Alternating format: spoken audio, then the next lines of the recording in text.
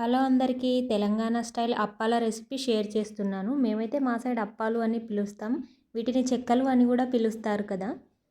ఈ చెక్కలు crispy and టేస్టీగా రావడానికి టిప్స్ అయితే షేర్ చేస్తున్నాను. వీడియో ఎండింగ్ వరకు చూడండి.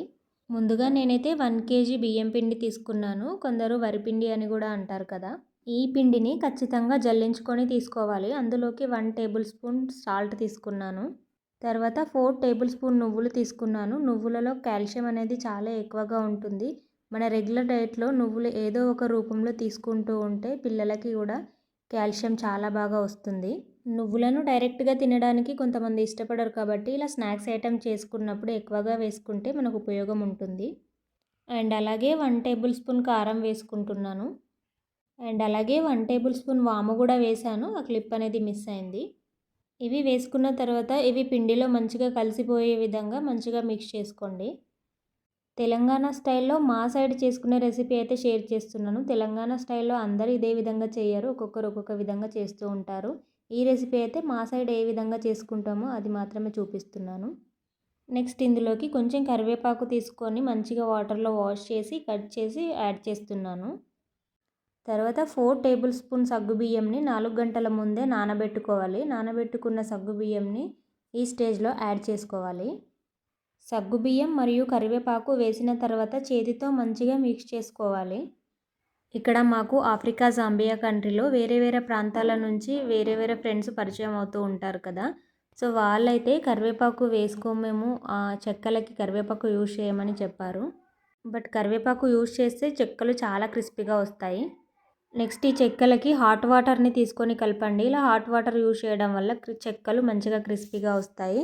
హాట్ వాటర్ బాయిల్ చేసేటప్పుడు అందులోనే కొంచెం నెయ్యి కానీ బటర్ కానీ వేసుకుంటే చెక్కలు మరింత క్రిస్పీగా వస్తాయి. నెయ్యి కానీ బటర్ కానీ అవైలబుల్ లేకపోతే నార్మల్గా ఆయిల్ ఉంటుంది కదా, ఆయిల్ని కొంచెం వేడి చేసి ఈ స్టేజ్లో వేడి చేసిన ఆయిల్ని వేస్తే కూడా చెక్కలు చాలా క్రిస్పీగా వస్తాయి. వేడి వాటర్ను ఒకేసారి ఎక్కువగా వేసేయకుండా కొంచెం కొంచెం వాటర్ని వేసుకుంటూ మిక్స్ చేస్తూ చూసుకోవాలి.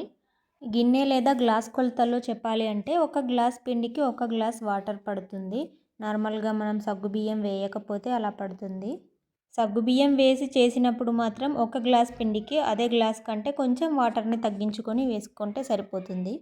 వాటర్ వేస్తూ ముందుగా స్పూన్తో మిక్స్ చేసిన తర్వాత చేతికి తగిలే అంత వేడి ఉన్నప్పుడు మంచిగా చేతితో మిక్స్ చేయండి. ఇక్కడ వీడియోలో చూపిస్తున్న విధంగా వచ్చేటట్టు మిక్స్ చేసుకోండి. పిండి కలిపి పెట్టుకున్న తర్వాత పిండిని నానబెట్టాల్సిన అవసరం అయితే లేదు. ఇంకా వెంటనే చిన్న చిన్న లడ్డూలలాగా చేసేసుకోవచ్చు.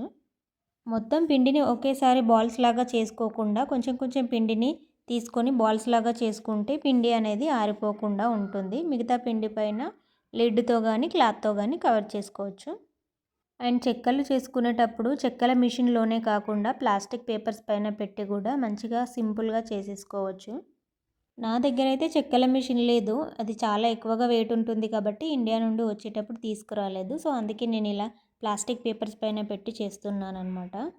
ఇలా ప్లాస్టిక్ పేపర్స్ పైన పెట్టి చేసినప్పటికీ కూడా పర్ఫెక్ట్ షేప్ వస్తుంది అండ్ చాలా సన్నగా కూడా వస్తాయి చెక్కలు.